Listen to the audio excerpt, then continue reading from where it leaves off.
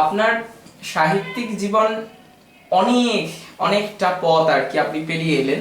তো আজকে কি মনে হয় যে কোনো ক্লান্তি তৈরি হয়েছে বা কোনো ক্লান্তি জন্ম নিয়েছে, এটা কি মনে হচ্ছে? ক্লান্তি কি করে আসবে? যারা বড় বড় শিল্পী বা সাহিত্যিক, তাদের দৃষ্টান্ত তো অনেক রয়েছে। আবার বলি, রবীন্দ্রনাথ মৃত্যুশয্যাতেও তিনি কবিতা লিখছেন বা বলছেন, কেউ লিখে নিচ্ছে। সুতরাং যারা সৃষ্টি করেন তাদের ক্লান্তি আসতে নেই। তাহলে কিন্তু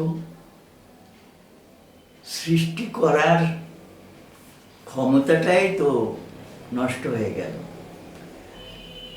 আমি শুধু যে সাহিত্য করেছি বা ছোটদের জন্য লিখেছি তা নয়, আমি ছোটদের নিয়ে নাটকও করেছি, এবং সেটা একটা অনেকখানি সময় জীবনের একসঙ্গে, দুটোই একসঙ্গে চলছে। একসঙ্গে আমি উপন্যাসও লিখছি, নাটক লিখছি, নাটক আমি ছোটদের শেখাচ্ছি। এই যে ব্যাপারটা, তার উপরে চাকরি করছি। চাকরি করার সময় আমি অনেক স্বাধীনতা পেয়েছি। অর্থাৎ কিনা ওরা আমাকে এরকমও, মানে যখন অরুণ বরুণ কিরণমালা যখন পেল, একাডেমি পুরস্কার পেল, তখন অফিস ক্লাব থেকে আমাকে সম্বর্ধনা দেওয়া হলো ইত্যাদি, ঠিকই আছে। তো আমাদের যিনি বস ছিলেন তিনি বলেছিলেন যে ওকে ডিস্টার্ব করো না। এটা একটা কম ব্যাপার নয়। এক সময় আনন্দবাজার পত্রিকার আনন্দ মেলায় আমার চাকরির একটা অফার এসেছিল, এবং কর্তারা আমাকে ডেকেছিলেন। ডেকে আমায় বলেছিলেন যে আপনি কত টাকা মাইনে পান বলুন তো। বলে উনি লিখেছিলেন আমার বেসিক কত, আমার ডিএনএস কত, আমি পুজোর সময় বোনাস কত পাই, ইত্যাদি ইত্যাদি। উনি বলেছিলেন আমার উপর ছেড়ে দিন, আমি দেখছি। কিন্তু সত্যি কথা বলতে, যখন উনি আমাকে বললেন, অফারটা দিলেন যে আপনি আনন্দ মেলায় চাকরি করবেন, তখন কিন্তু আমি একটু থতমত খেয়ে গেছি। আমি জানি আমি যদি না বলি তাহলে আমার যে উপন্যাসগুলো এখন ছাপা হচ্ছে আনন্দ মেলায়, বা যেগুলো আনন্দ পাবলিশার্স ছেপে বার করছে, এগুলো সমস্ত বন্ধ হয়ে যাবে। আমার সাহিত্য করা তো শেষ হয়ে যাবে, আমার জীবনটাও অনেকখানি ধ্বস্ত হয়ে যাবে। সাহিত্য না করলে তো আমি বাঁচব না। তো আমি তখন, নীরেন্দা তখন ছিলেন, এডিটর ছিলেন। তো নীরেন্দা আমাকে বললেন, ব্যাপারটা যেটা মনে হয়েছে আমার, যে ওদের যিনি বড় কর্তা, যিনি আর কি এই দেখাশোনা করেন, তিনি নীরেন্দাকে বলেছিলেন ব্যাপারটা, যে ওকে নিয়ে আসুন। তো আমি নীরেন্দাকে জিজ্ঞাসা করেছিলাম যে আমাকে কি করতে হবে। বলে ওরা তো এইটা করছে, এটা আনন্দমেলা বাংলা করছে, ওরা ইংরেজিও করবে, তোকে বোধহয় ইংরেজির এডিটার করে দিতে পারে। আমি বললাম, ওরে বাবা, ও তো আমি পারবো না, আমি তো ইংরেজি ভালো লিখতে পারি না। এই চিঠিপত্র এটা ওটা কুচকাজ লিখতে পারি, কিন্তু এডিট করার মতো তো আমার ক্ষমতা নেই। এবারে মনে মনে আমি যেটা ভাবলাম, যে আমার এখানে চাকরিটা না হলেই ভালো। এই কারণে ভালো যে আমি যেখানে চাকরি করছি সেটা আমার সিকিউর, অর্থাৎ কেন একটা গভর্নমেন্ট সার্ভিস। সেখান থেকে আমি যদি একটা প্রাইভেট কোম্পানিতে চলে আসি, কে বলতে পারে যে কালকে আমাকে ওরা বলবে না যে না, তোমাকে আমাদের দরকার নেই, তোমার দ্বারা হচ্ছে না, তখন আমি কি করব? এটা এক নম্বর। আর দ্বিতীয় নম্বর হচ্ছে যেখানে অনেক বিধক্ত জন থাকেন, যারা মনে করেন নিজেদের বিধক্ত, তারা কিন্তু পরস্পরের মধ্যে ল্যাং মারামারি করে।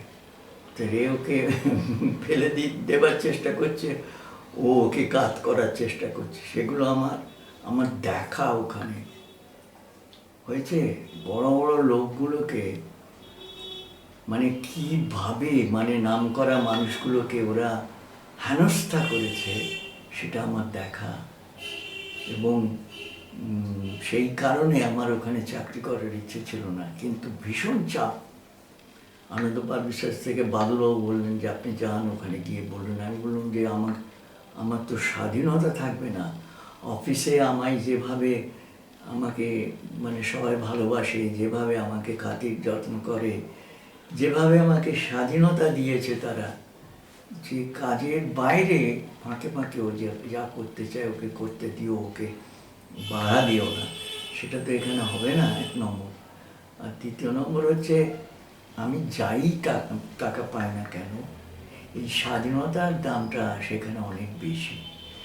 যাই হোক, টাকার চেয়েও অনেক বেশি মূল্যবান তাদের ভালোবাসাটা। তো যাই হোক, আমি আরেকদিন আমাকে ডাকা হলো। আমি তখন বাদলবাবুকে জিজ্ঞেস করলাম যে কী বলবো, আমি তো একটা জায়গায় চাকরি করছি, ভালো চাকরি করছি, আমার তো স্বাধীনতা থাকবে না এখানে। বলে আপনি একদম স্পষ্ট বলবেন যে আপনাকে কি করতে হবে, আপনার পজিশন কি হবে, আপনি জিজ্ঞেস করবেন। বাবুও আমায় বাঁচালেন। আমি এলোমেশে জিজ্ঞেস করলাম কর্তাদের, যিনি আর কি এই দেখাশোনা করেন ম্যাগাজিনে, নাম করছি না, তাকে আমি জিজ্ঞেস করলাম যে আমাকে কি কাজ করতে হবে আর আমার পজিশন কী হবে। বললে এখন আপনাকে সিনিয়র সাব এডিটর করা হবে, তারপরে আপনার অন্য ব্যাপার। তখন আমি বললাম যদি তাই, আমাকে যদি এখানে চাকরি করতে হয়, আমাকে আপনারা যে কাজটা দেবেন, নীরেন্দার সঙ্গে আমার যে সম্পর্ক, সেই সম্পর্ক যাতে নষ্ট না হয় সেটা দেখা দরকার। এবং আমাকে যে কাজটা করতে হবে সেটা আমাকে স্বাধীনভাবে করতে দিতে হবে, আমার মনের মতন করে করতে দিতে হবে। যে কাজটা আমাকে দেওয়া হবে, সেটা যদি 4টে পাতাও আমাকে দেওয়া হয়, এই 4টে পাতা তুমি এইটা করো, তাহলে সেটা আমাকেই করতে হবে। অবশ্যই চাকরি যখন করছি তখন আপনাদের অ্যাপ্রুভাল একটা থাকবে, সেটা তো মেনে নিতেই হবে। হলো, এবারে আমি নীরেন্দাকে এসে বললাম। তখন উনি বললেন আর কি যে আপনাকে নিয়ে, নীরেন্দাকে নিয়ে আমরা মিটিং করব, করে আমরা ঠিক করব যে কী হবে কি না হবে, আপনি ঘাবড়াবেন না। এবার আমি নীরেন্দাকে গিয়ে বললাম, এই নীরেন্দাকে বলা আমার কাজ হয়ে গেল। অর্থাৎ কি না, নীরেন্দা ওখানে গিয়ে বলল ও পারবে না, বুঝছে, আমি বেঁচে গেলুম। নীরেন্দা যে আমাকে বললেন পারবে না, সেটা কিন্তু আমার মুখ থেকে শুনে নয়,